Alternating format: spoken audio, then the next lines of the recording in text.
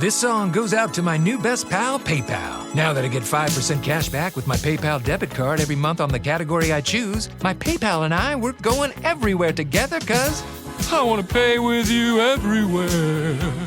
I pay with PayPal at the shoe store, the wind chime store, the .com store, all the stores. Oh, I don't just pay, PayPal.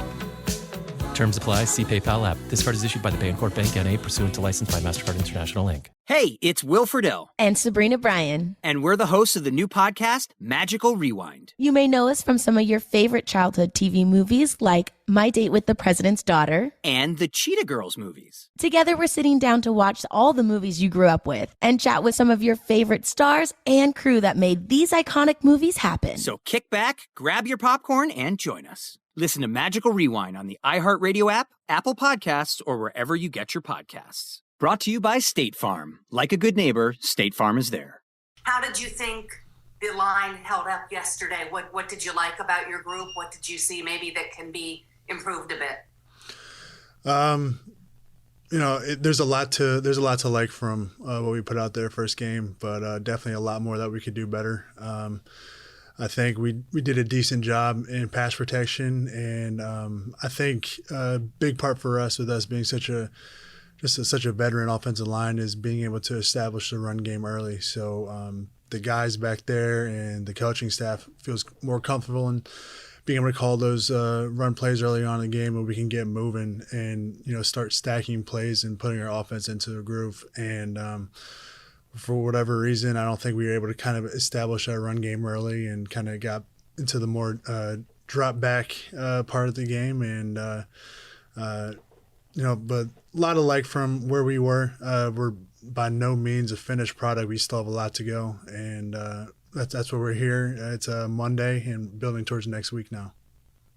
I don't mean this to sound like a Little League question, but I'm just wondering, in the course of the game, did you or any of the linemen try to buoy Daniel a little bit, give him, a we can do this kind of thing during the game, or would that not happen?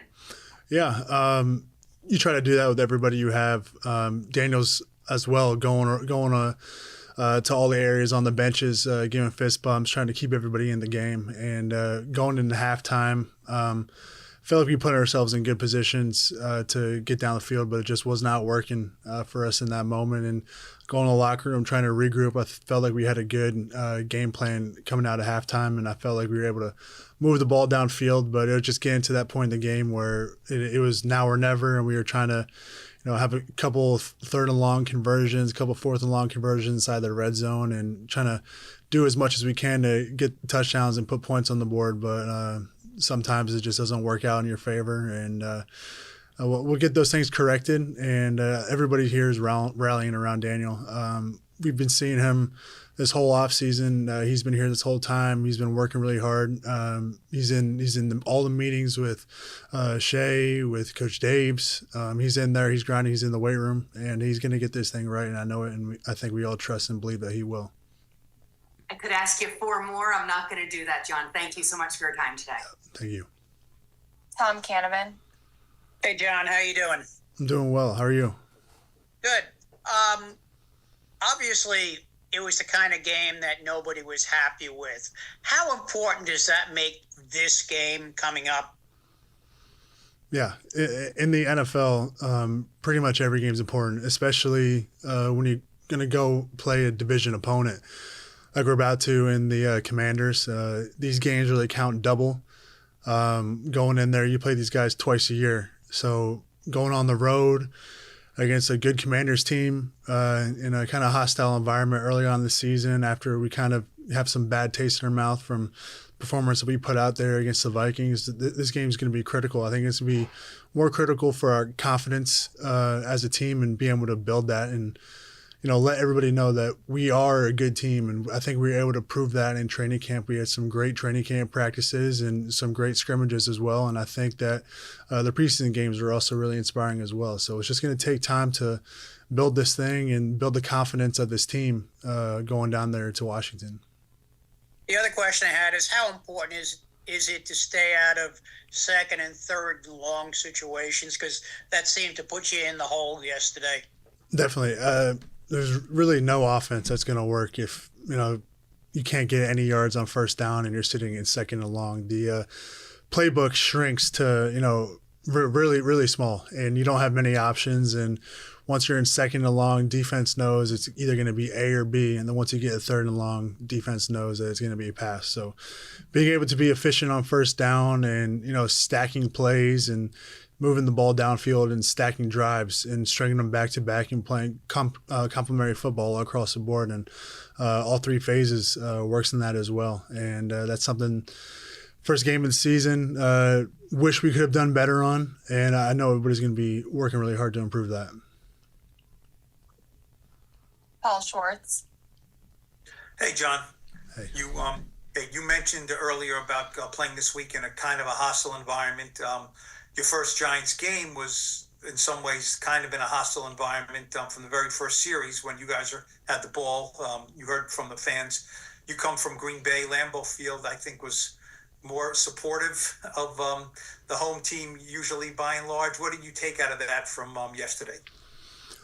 I think the fans are doing what they do. They're fans. They're fanatical. They love this team, and they want to see this team succeed. And I think they really do deep down believe in this team. And we got to give them something that they want to cheer for, and that's on us. And they take time out of their day to come here and watch us, and they want to be enjoying it. And we're taking that away from them, and we got to give them something they want to cheer for. If we don't want them out there, booing us, and that's at the end of the day, that's what it is, and we just got to be better. Is you played home games in Lambeau? The atmosphere was a little different, right? I mean, not that you never heard boos, but probably not on the first series. I mean, was that like a welcome to New York kind of thing for you there? Yeah. I mean, I've been in previous team. I've been booed off the field before. I guess it's part of the game, and I've seen it from all perspectives. Being a visiting team at another team's field, it happens, and fans are just really passionate when it comes to this. They love their teams, especially being here in New York. Just being around everyone, everybody loves the Giants, and they want to see them succeed. And I want the Giants to succeed. Everybody in this building wants the Giants to do well, and it hurts, but we can use that and go forward and build together, and in the end, give the fans something they can cheer about.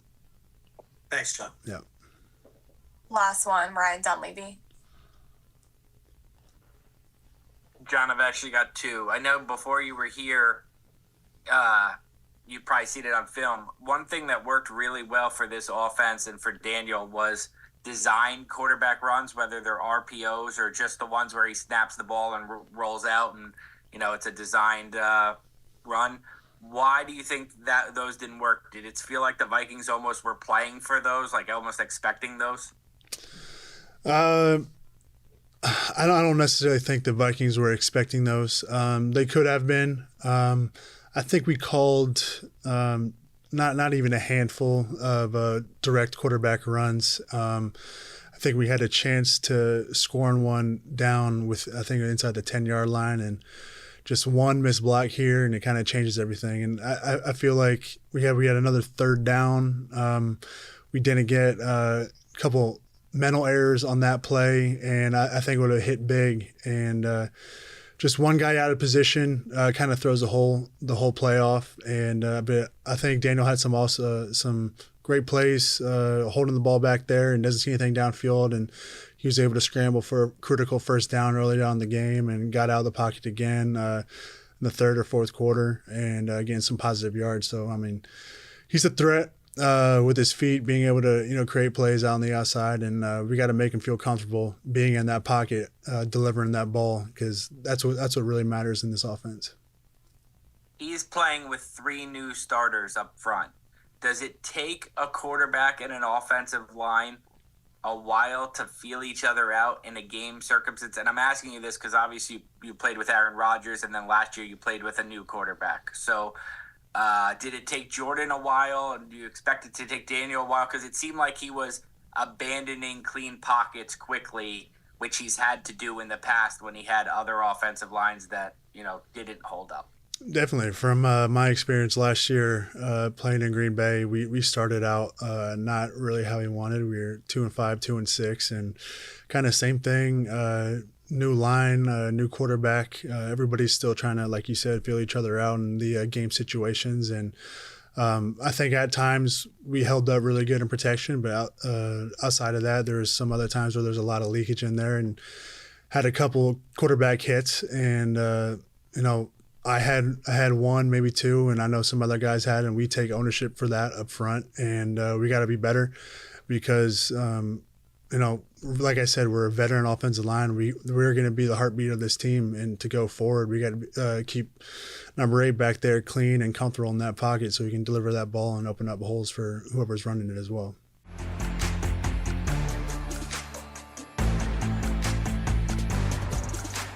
It can get lonely climbing Mount McKinley, so to entertain myself, I go to ChumbaCasino.com. At Chumba Casino, I can play hundreds of online casino-style games for free, like online slots, bingo, Slingo, and more. Plus, I get a daily login bonus. It's just too bad that up here, I don't have anyone to share my excitement with. Woohoo! Live the Chumba life. Anytime, anywhere. Play for free now at ChumbaCasino.com. VGW Group. No purchase necessary. Void where prohibited by law. See terms and conditions. 18+. State Farm and DJ Dramos from Life as a Gringo know making smarter financial moves today secures your financial freedom for a successful tomorrow. Tackle these situations in stride and yeah, of course, be annoyed when an unplanned expense comes up, but not let it be something that slows me down, right? As I did with repairing my credit, hiring somebody to do credit repair for me. That was a gift that I gave myself that allowed me to then, get my first apartment. Like a good neighbor, State Farm is there. State Farm, proud sponsor of My Cultura Podcast Network.